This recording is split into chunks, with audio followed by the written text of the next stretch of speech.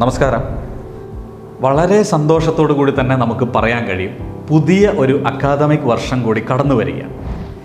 എല്ലാവരുടെയും മനസ്സിൽ ഒരു ഉത്സവം സൃഷ്ടിച്ചുകൊണ്ടാണ് വിദ്യാലയങ്ങളിൽ കുട്ടികൾ പുതിയ ഉടുപ്പുകളിട്ട് പുസ്തകങ്ങളുമായി കടന്നു വരുന്നത്. പ്രവേശന ഉത്സവമായിട്ടാണ് നമ്മളതൊക്കെ കൊണ്ടാടുന്നത്. എന്നിരുന്നാലും ഓരോ അക്കാദമിക് വർഷത്തിൻ്റെ തുടക്കത്തിലും നമ്മൾ അറിയേണ്ട കുറേ കാര്യങ്ങളുണ്ട്. ഓരോ അക്കാദമിക വർഷവും ഓരോ മാറ്റത്തിനുള്ള ഒരു പ്രചോദനമായി നമുക്ക് മാറ്റിയെടുക്കേണ്ടതുണ്ട്. ഉദാഹരണമായി പറഞ്ഞാൽ, കുട്ടികളാണെങ്കിൽ കഴിഞ്ഞ അക്കാദമിക് വർഷം എനിക്ക് എന്തൊക്കെ പിഴവുകളാണ് എൻ്റെ പഠനത്തിൽ സംഭവിച്ചത്, പരീക്ഷകളെ നേരിടുന്നതിൽ എനിക്ക് എന്തൊക്കെ അപാകതകളുണ്ടായി, ഇത്തരം കാര്യങ്ങളെ തിരിച്ചറിഞ്ഞുകൊണ്ട് അതിൽ ഇനി എന്തൊക്കെ പുതിയ മാറ്റങ്ങൾ ഉണ്ടാക്കണം എന്നുള്ള ചിന്തയോടുകൂടി ആയിരിക്കണം അവരുടെ ഒരു അക്കാദമിക് വർഷം തുടങ്ങേണ്ടത്. അതുപോലെ രക്ഷകർത്താക്കളാണെങ്കിലും കുട്ടികളുടെ പഠനത്തിൽ വേണ്ടത്ര ശ്രദ്ധിക്കാൻ എനിക്ക് കഴിഞ്ഞില്ലയോ, അല്ലെങ്കിൽ ഏതൊക്കെ ഏരിയകളിൽ എനിക്ക് കുട്ടികളുമായി സമയം ചെലവഴിക്കുന്നതിൽ പ്രയാസങ്ങൾ നേരിട്ടു എന്നീ കാര്യങ്ങളെക്കുറിച്ച് ബോധവാന്മാരാവുകയും കുട്ടികൾക്ക് എങ്ങനെയൊക്കെ വേണ്ടത്ര പ്രചോദനങ്ങൾ അവരുടെ മാനസികാരോഗ്യത്തിലും ശാരീരിക ആരോഗ്യത്തിലും സാമൂഹിക ആരോഗ്യത്തിലും നൽകാൻ എൻ്റെ ഇടപെടലുകൾ കൊണ്ട് കഴിയും എന്നും രക്ഷിതാക്കൾ അധ്യയന വർഷ ആരംഭത്തിൽ തന്നെ ചിന്തിക്കാം.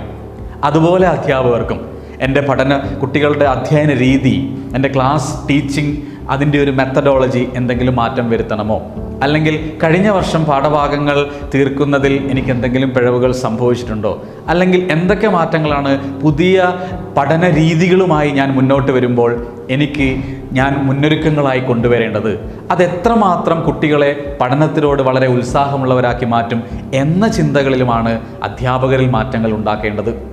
അതുപോലെ തന്നെ എടുത്തു പറയേണ്ട മറ്റൊരു കാര്യമാണ്, ഗാഡ്ജറ്റുകളുടെ ഉപയോഗം വല്ലാതെ കടന്നു വന്നതോടുകൂടി മിക്ക കുട്ടികളും വളരെ ചെറിയ സമയം കൊണ്ട് തന്നെ ഓൺലൈൻ ആപ്പുകളെ അടിസ്ഥാനമാക്കിക്കൊണ്ട് പഠനം നിർവഹിക്കാം എന്നൊരു വ്യാജമായ പ്രതീക്ഷയിലേക്ക് കുട്ടികൾ വന്നു ചേർന്നിട്ടുണ്ട്. ഇത് തീർത്തും നമുക്ക് വളരെ അപകടം സൃഷ്ടിക്കുന്നതാണോ എന്നൊരു തോന്നലുണ്ട്. കാരണം എന്താണെന്ന് വെച്ചാൽ, പഠനം എന്ന് പറയുന്നത് ഒരു ഡെയിലി ലേണിംഗ് ഹാബിറ്റ്സിൻ്റെ ഇൻ്റഗ്രേഷനാണ്. അതുപോലെ നിത്യേനയുള്ള ഒരു പഠനശീലം കുട്ടികളിൽ ഉണ്ടാക്കിയെടുക്കാൻ ഈ അക്കാദമിക വർഷമെങ്കിലും നമ്മൾ സമയം ചെലവഴിക്കേണ്ടതുണ്ട്. അതിനുവേണ്ടി കുട്ടികളെ എങ്ങനെ ഒരുക്കാം എന്നുള്ളത് രക്ഷിതാക്കളുടെയും അധ്യാപകരുടെയും ഒരുപോലെ ശ്രദ്ധ പതിക്കേണ്ട ഒരു കാര്യമായിട്ട് തോന്നുകയാണ്. ഒരു കാര്യം കൂടി പറഞ്ഞുകൊള്ളട്ടെ, ഓരോ പുതുവർഷ പുലരിയിലും നമ്മളൊക്കെ എടുക്കുന്ന ന്യൂ ഇയർ റെസൊല്യൂഷൻസ് ഉണ്ട്. ഇതേ രീതിയിൽ നമ്മുടെ മക്കൾക്ക് നമുക്ക് പരിചയപ്പെടുത്തി കൊടുക്കാൻ പറ്റുന്ന ഒരു കാര്യമാണ് ഓരോ കുട്ടിക്കും ഒരു അക്കാഡമിക് ഇയർ റെസൊല്യൂഷൻ ഉണ്ടാവുക എന്നുള്ളത്. ആ റെസൊല്യൂഷൻ തൻ്റെ പഠന രീതിയിൽ വരുത്തേണ്ട മാറ്റങ്ങളാവാം, താൻ പഠിക്കുന്ന ടാർഗറ്റുകളെക്കുറിച്ചാവാം, തൻ്റെ പരീക്ഷയോടുള്ള അഭിമുഖീകരിക്കുന്ന രീതിയെക്കുറിച്ചാവാം, പഠന സമയത്തിൽ വരുത്തേണ്ട മാറ്റങ്ങളെക്കുറിച്ചാവാം, പഠിക്കുന്ന ഇടത്തിൽ വരുത്തേണ്ട മാറ്റങ്ങളെക്കുറിച്ചാവാം. ഇതിനെക്കുറിച്ചൊക്കെ നമ്മുടെ കുട്ടികളിൽ ഒരു റെസൊല്യൂഷൻ രൂപപ്പെടുത്തിയെടുക്കാൻ നല്ല ചർച്ചകൾ കുട്ടികളും രക്ഷിതാക്കളും അധ്യാപകരും തമ്മിലുണ്ടാവട്ടെ.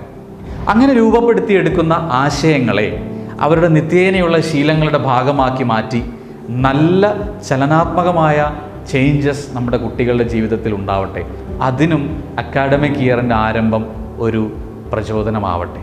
മാറ്റം അത് നല്ലതായാലും മോശമായതിലും സംഭവിക്കുന്നത് നിരന്തരം ഡെയിലി സംഭവിക്കുന്ന ശീലങ്ങളുടെ ഒരു ആകെത്തുകയായിട്ടാണ്. ആ മാറ്റങ്ങൾക്ക് വേണ്ടി നമുക്ക് കൈകോർക്കാം.